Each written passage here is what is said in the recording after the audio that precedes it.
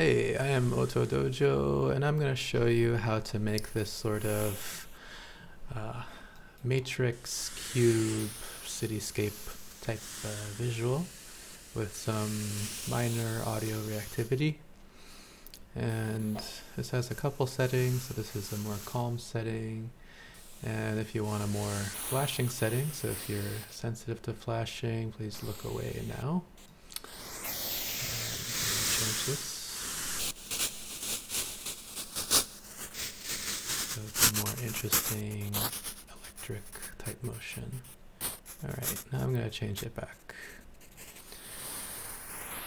So let's get started. I'm going to go out here, shut this down.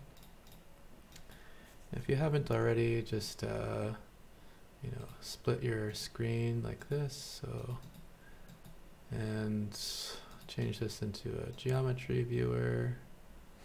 Alright. And we'll make a constant chop to just put in some parameters that we'll need for later. So we'll need a res, we'll need font X, font Y, cache size, step size, and text freak, and box scale.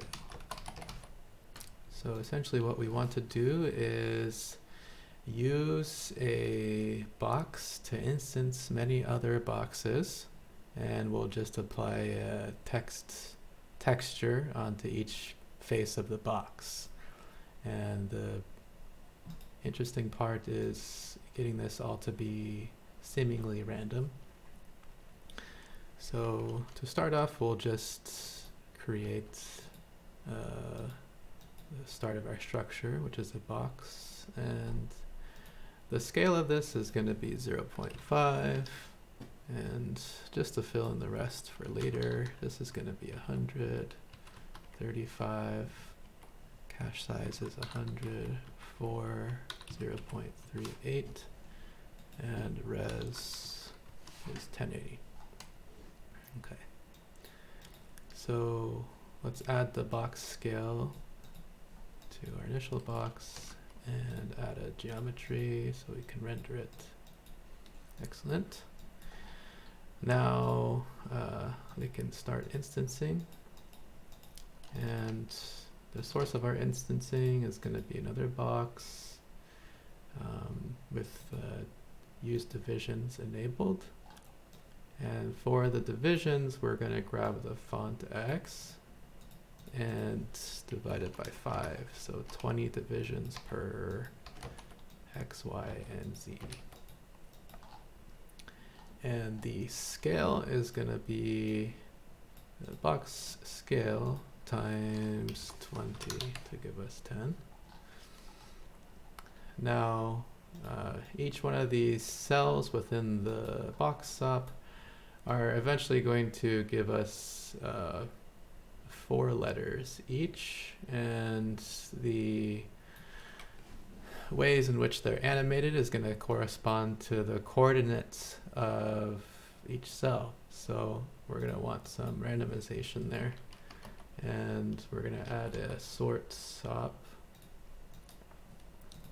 and randomize the points and randomize the primitives.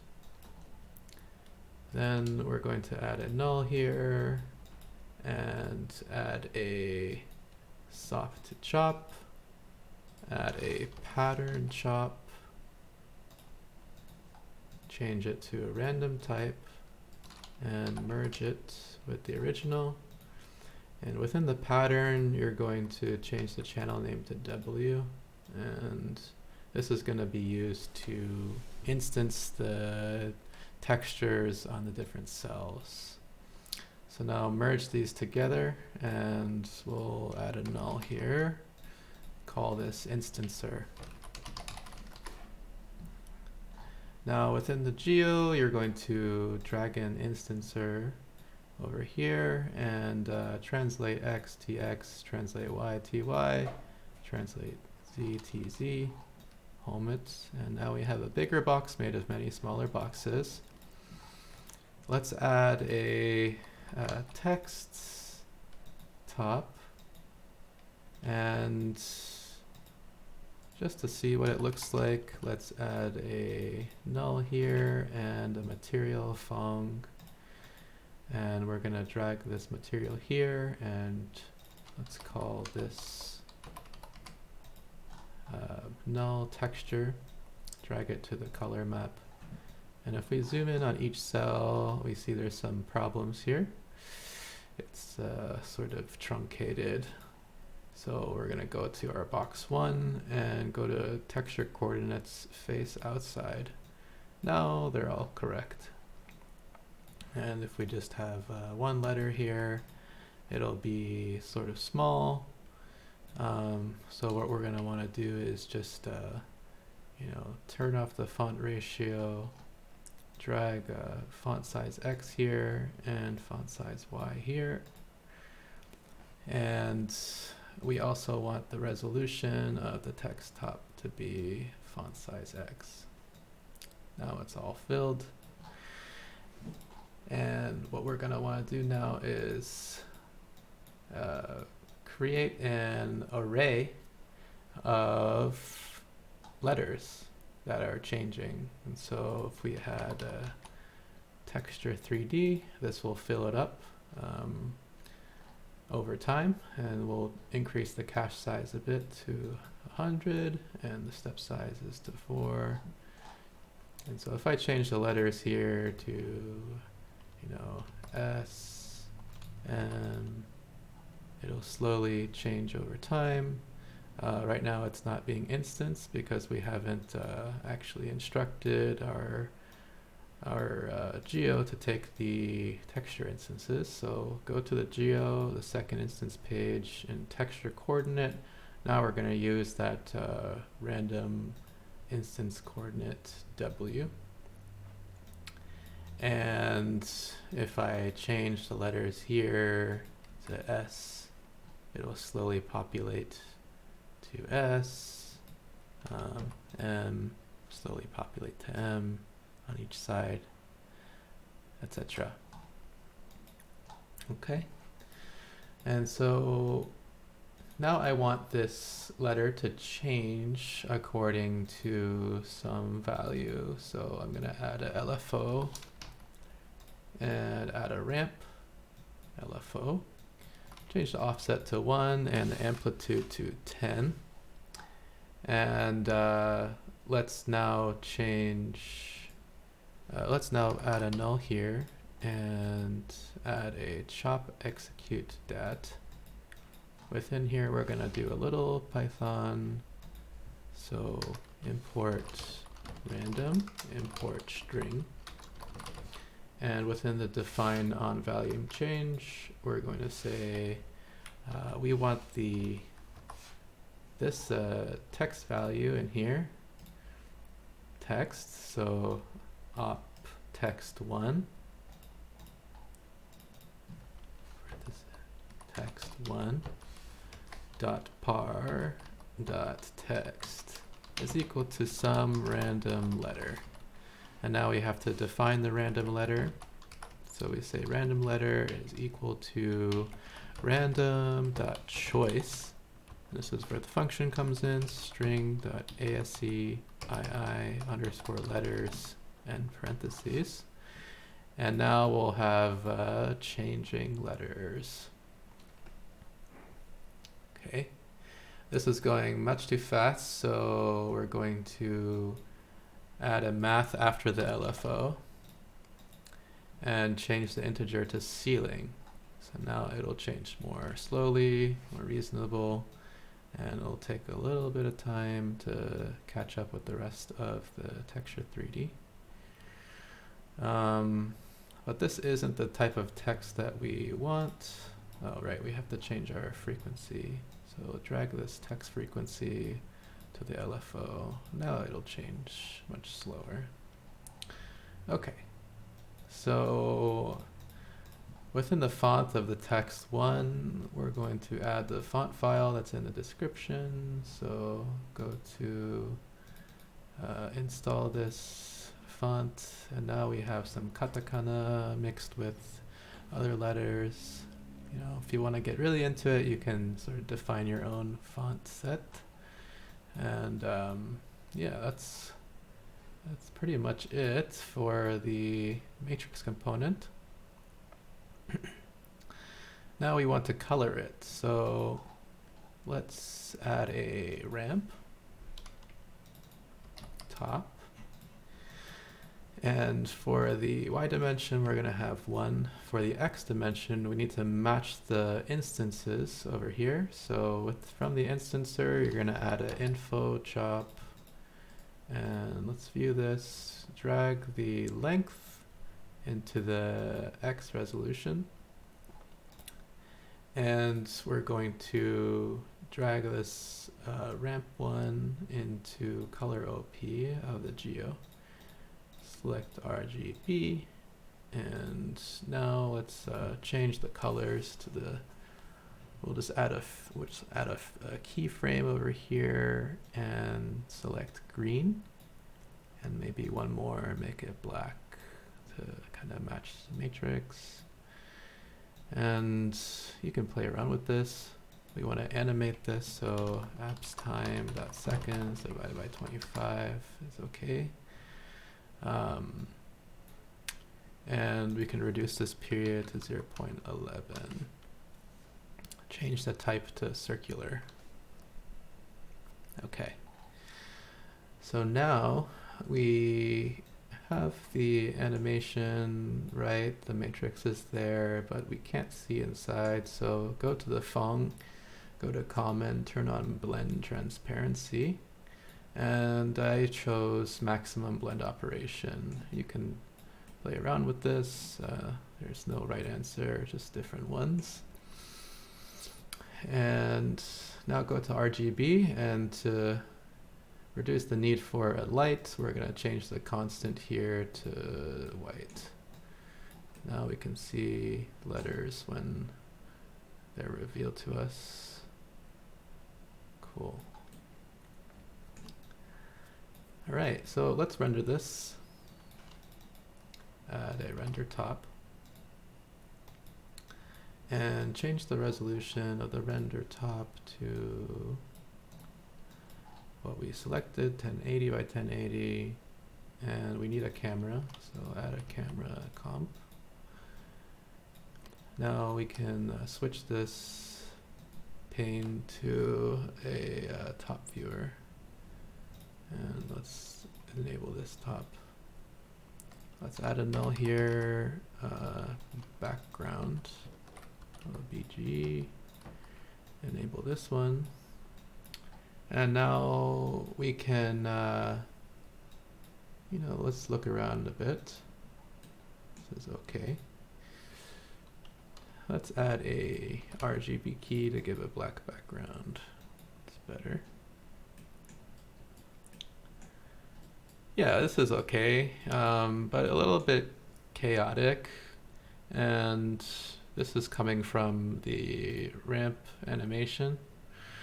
So if we, this has to do with the coordinates that we defined over here, which we selected to be random. So now if we add another sort over here, and we change this points to closest neighbor, we'll have a more interesting, seemingly ordered ramp animation. Okay. Now we need to define how our camera moves. So we can do this a number of ways. We can use a camera blend, but I chose to use a path stop. So I started with a circle. And the circle should have 640 divisions on the ZX plane. And radius should be something like 5.8. Let's add a geometry, add this into a geometry so that we render it. And add a null here, call this null path. So now let's change back to geometry viewer, and we see this.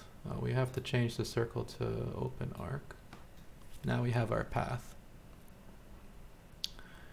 And the camera should follow this path. So let's follow it. And the position can be animated at the same speed as the ramp. So now this is moving around.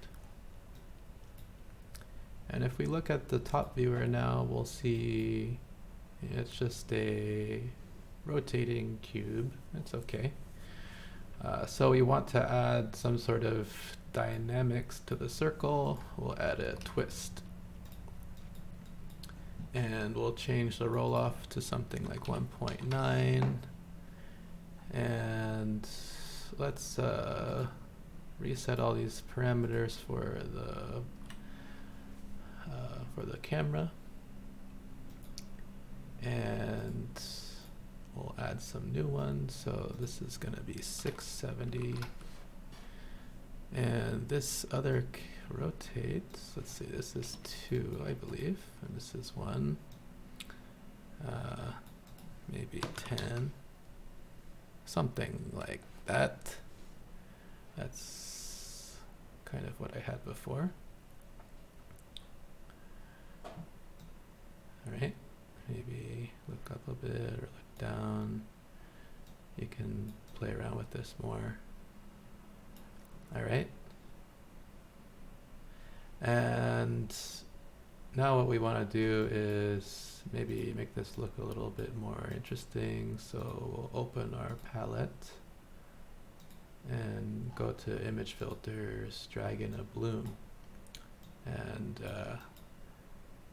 let's put this bloom before the RGB key.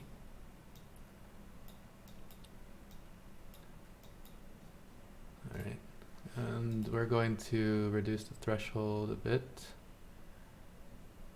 and increase intensity somewhat. Maybe this camera is just a little bit too close.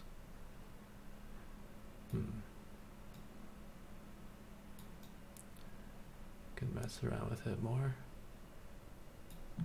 Change the circle radius a bit too. Yeah. So now I want to add some audio reactiveness to this, and to do this I'm going to grab the average pixel values. So whenever these whites are highlighted, these letters are highlighted in white, I'm going to have a white noise increase. So I'm going to add an analysis or analyze top and add a top 2 over here. So just grabbing the red and view this over here. And I'd just like to mention that this 3D texturing and this sort of analysis method were both kind of derived from tutorials from Pocket12, so shouts to him. You can find more of his tutorials on his YouTube page, Pocket12. Definitely go check those out if you haven't yet. So now I'm just going to add a audio oscillator and change this to white noise. And the white noise amplitude will be governed by this red pixel value. And we're going to add a audio device out, not connected yet. Turn the volume down. It's going to hurt. Now replicate this audio oscillator and merge them together. If you have the newer version of TouchDesigner, you can add a VST here to make it more dynamic, but let's just plug this in, see how it sounds. Sounds like a Matrix Ocean. Now we want to have some more spatialization. So let's add an audio render chop after. And we're going to make a sphere and add this to a geometry. And we're going to select we're going to call this one listener. And replicate this one, call this one source. Okay, and the path for the listener is going to be path up. And the position will be the same as the camera. So abs time by seconds divided by 25. Now for the source, this is kind of difficult to determine for me right now. I still haven't found a good path for this, but I just used the null one over here from our instancing SOP. This is the kind of structure, but with the ramp kind of moving at a certain speed, it's kind of difficult to get the exact spatialization correct. So if I, change this to the ramp speed, and now we have to place in our audio render listener comp and the source. Now we have this sort of binaural audio that I had in the beginning. I wonder if I change the ramp speed or the ramp period to 1, maybe this actually works better, but it's less interesting maybe.